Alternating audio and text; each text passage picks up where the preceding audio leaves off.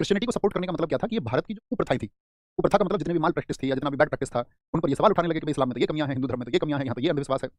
जैसे कि आप सबने सुना होगा कि रात को झाड़ू नहीं लगानी चाहिए। किसने सुना अपने घरों में? तो ये भारत में प्रचलित है या नहीं है? बिल्ली रास्ता काट जाए तो रास्ते को पार नहीं करना चाहिए।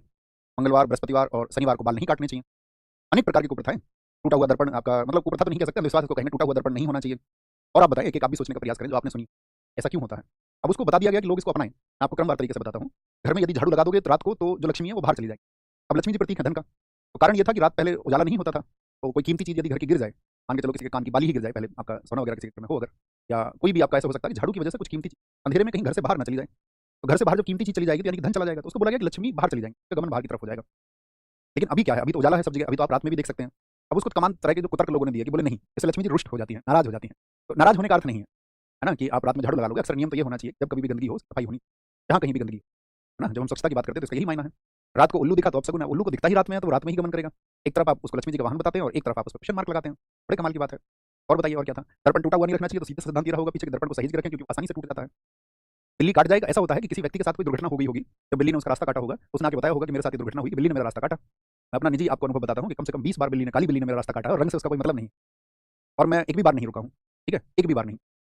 जैसे कि एक नियम चला दक्षिण भारत में कि दक्षिण भारत में क्या था कि भाई कुछ लोग साप्ताहिक जैसे अवकाश की बातें चली, तो कुछ लोग क्या है आपका मंगलवार को रेस्ट करने लगी, जो नई कम्युनिटी थी, है ना, जो हज्जाम हुआ करते थे। और जब आपका ईस्ट में आप देखोगे, ईस्ट साइड में जो छुट्टियां होनी शुरू, उस वर्ग ने छुट्टी शुरू करी बृहस्पतिवार की। और आपका उत्तर में आप देखोगे तो साउथ सैटरडे में आप देखिए ज्यादातर मार्केट बंद होती है, या तो थर्सडे मार्केट बंद होता है, या सैटरडे मार्केट बंद होता है, या ट्यूसडे। इंडिया में इसी तरह होता है कॉमनली, देखा होगा आपने या नहीं? उन लोगों की छुट्टियां होती थी तो धीरे धीरे वो क्या हो गया, वो प्रथा में बदल गया। लोगों ने बोला इसका तो ग्रहों की गति से संबंध है। आप यदि बाल काट लोगे, नाखून काट लोगे, तो उसके पीछे क्या था कारण? एक दूसरा कारण ये था कि पहले उजाला नहीं होता था, अंधेरा था, और टेटनस का इंजेक्शन भी विकसित नहीं हुआ था। आप यदि नाखूनों को काट रहे हैं किसी नुकीली चीज से और कभी किसी की स्किन कट जाती थी, तो टेटनस का इंजेक्शन नहीं था और हिंदुस्तान में हजारों मौत होती थी, हजारों मौत कटने मात्र की वजह से या खराब ब्लेड की वजह से। लेकिन जब धीरे धीरे टेटनस आया, दुनिया में उजाला आया, तो आप नाखून काट सकते हैं, बेशक रात में नाखून आप काट सकते हैं, आप ट्यूसडे को बाल कटवा सकते हो, कोई दिक्कत नहीं है। तो वो क्या है कि आप हम देखेंगे कि बहुत सारी प्रथाएं इस वजह से चलन में आ गई क्योंकि हमसे पिछले वर्ग वाले वर्ग ने उसको माना है। समझ गए? अब आप कुछ भी समझिए, चप्पल उल्टी नहीं होनी चाहिए, हमने ये सुना है, बहुत अच्छा लिखा है एक साथी ने कमेंट में। आप सोचिए, चप्पल उल्टी होने का मतलब उल्टे दशा आने का मतलब नहीं होता। उल्टी चप्पल सिर्फ और सिर्फ अनुशासन को दर्शाती है, चीजें अनुशासित नहीं है, है ना? अगर चीजें व्यवस्थित तरीके से होंगी तो वो आपका आप ऐसे समझिए कि वहां पर आपको सबको ये दिखेगा कि यार डिसिप्लिन नहीं है, लेकिन चीजें सही होंगी तो डिसिप्लिन का भाव आएगा, अनुशासन का भाव आएगा। समझ रहे? शनिवार को लोहा नहीं खरीदना चाहिए। अरे भाई साहब, इतने बड़े लोगों के लोहे के इतने बड़े व्यापार हैं, अरबों रुपए के जिनके व्यापार हैं, क्या वो शनिवार को लोहे का व्यापार खत्म कर देते होंगे? आप कहेंगे नहीं भैया वो तो नहीं खत्म करते होंगे। अब जिसके घर में 20 रुपए का लोहा आना है, सारा जो मैथ्स उसको लगाना है, इसको सिर्फ आपका कोई गाड़ी खरीदनी है, अब जिनका टर्नओवर रोज का करोड़ों रुपए का है, वो सैटरडे को बिजनेस बंद नहीं कर सकते। समझ रहे हैं? तो बहुत सारी चीजें हैं जो समाज में आपका फली फूली, उन्हीं को हम कहते हैं कि बिना तर्क के आपने उनको स्वीकार कर लिया, और तो बिना तर्क के जो किसी चीज को हम स्वीकार कर लेते हैं वो अंधविश्वास हो जाता है। तो इन्होंने उन अंधविश्वासों पे सवाल उठाए। तो हम लोग भी कहाँ पीछे थे?